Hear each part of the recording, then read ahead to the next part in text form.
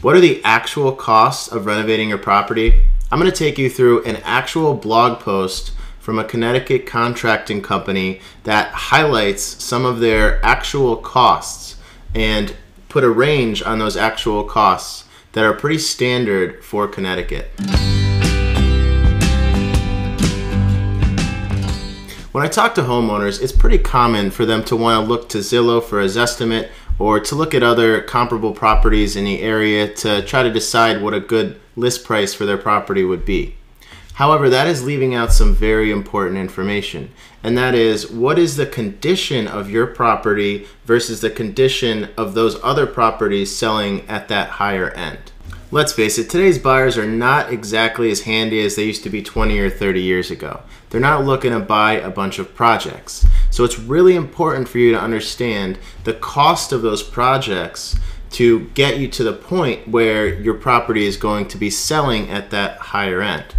I'm going to take you through a blog post right now of a real CT company that is very honest, quite frankly, about their pricing, and even honest about the return on investment that paying at that price gets you when you're actually going to resell your property. So let's dive in right now. So I came across this blog post of an actual contracting company in Connecticut, and I thought it was interesting because it really does highlight the actual costs. Sometimes it's difficult to get these costs until they get a salesperson to your house and talk to you about it and tell you all the benefits. It's very difficult for them to actually give you a price. And so this blog post is actually very realistic in terms of what the retail price for some of these renovations are. I blanked out the actual company name and all that just for privacy purposes. But as you can see, how much does a whole home remodel cost in Connecticut? This is going to go through overall costs, and it's going to break it down into sort of a room by room cost as well. So it goes into how much does it cost to renovate a house in Connecticut, 50 to 400,000. Obviously, it's a huge spread. Lots of different variables. What size of house do you have? What type of renovations are you doing? What kind of area are you in? But huge variables, huge range here. And so it's going to take you into a little bit more specifically what adds up to those amounts. So just for a kitchen, one room in your house, $30,000 to $150,000. Now, this is a large range as well. So they go in and they explain sort of why there's a big gap in that. And it really depends on, again, what you're doing, what the size of your kitchen is. If you're doing very basic renovations, such as you're keeping the existing layout of your cabinets and maybe you're just painting cabinets, redoing handles, redoing some fixtures, faucets, maybe adding a couple of appliances, replacing appliances, and maybe doing a countertop, you could be in that lower end, the $30,000 range. However, if you're doing an entirely new kitchen, completely gutted, new layout, everything brand new, you could be approaching this range depending on how nice you want it to be. Bathrooms. So bathrooms, it depends. You might have 2 or 3 of these in your house or maybe more.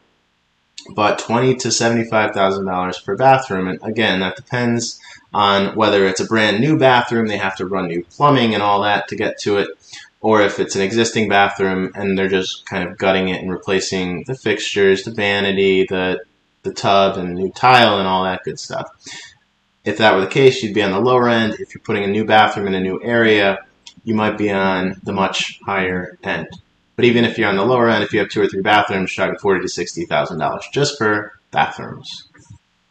Basements. So if you have a basement in your house and you want to completely refinish it, then you could be talking $20,000 up to $150,000. So it goes in the article, if you're going to be paying $100,000 plus, you're probably doing maybe like a little kitchenette and bedrooms, and you're adding a bathroom to get to that higher end. That's why it's a big range there as well. If it's maybe already finished, but you're just updating all the finishes, you could be on that lower end. Let's scroll down to exterior factors when remodeling your property. To do a roof, $30,000 to $50,000. Siding replacement, $10,000 to $30,000. New windows, $15,000 to $25,000. doors, decks, patios. The list goes on, and the prices do as well.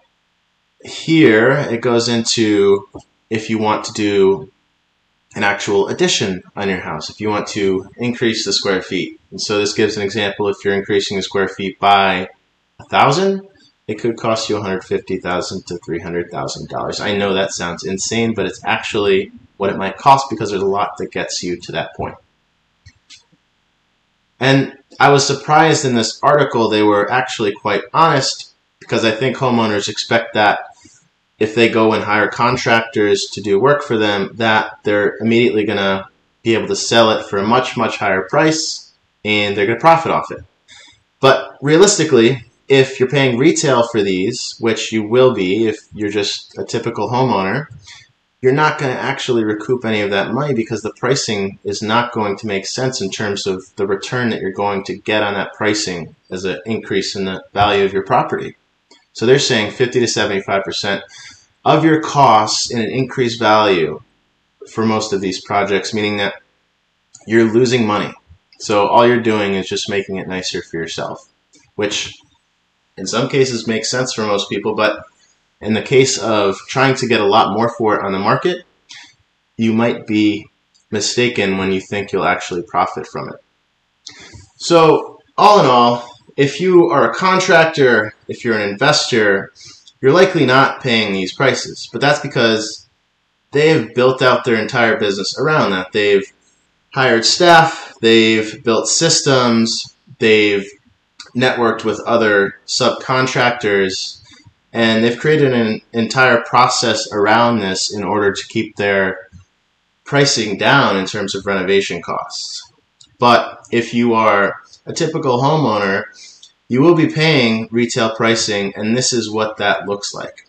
So it's important to consider these costs when you're comparing your house to a property that has a brand new kitchen, bathrooms, flooring, and the like. So it's definitely a very important consideration.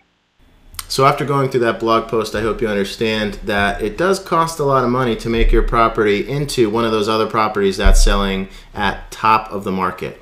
So the choice is going to be yours. You can put the money into it and hopefully list it and get top dollar for it, or you can sell it as is. They're both viable options, but it's important to understand what those actual costs are.